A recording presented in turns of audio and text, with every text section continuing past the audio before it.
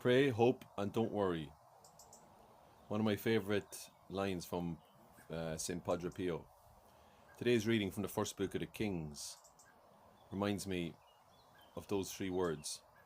Now, where are we? We're in probably the 9th century BC.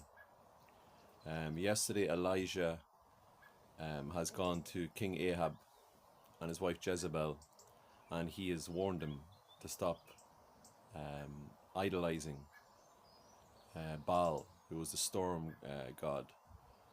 So this is northern Israel, and King Ahab and Jezebel had ushered in an era of idolatry.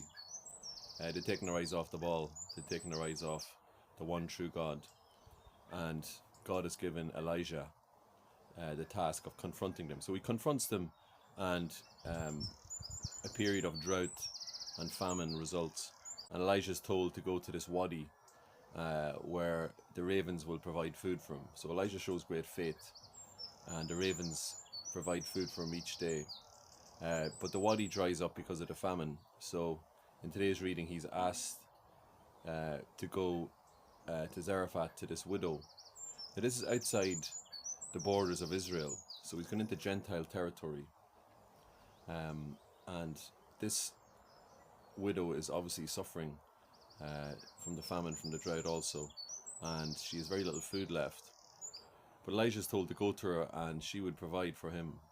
And Elijah asks her to give him some water and something to eat, and she says desperately that she only has a little bit of oil and a little bit of flour left, and she was about to make a little cake for her and her son because they were going to die.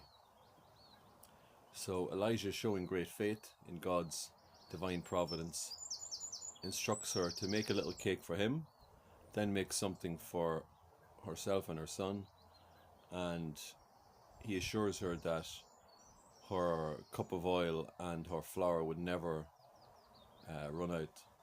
So she makes the cake for Elijah, and from that moment on, her cup of oil and her flour never runs out.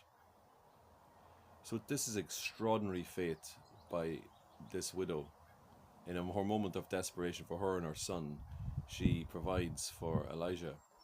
It's extraordinary faith by Elijah, first of all to go to the wadi, but then to go to this widow of Zarephath, outside of the bounds of Israel, into Gentile territory.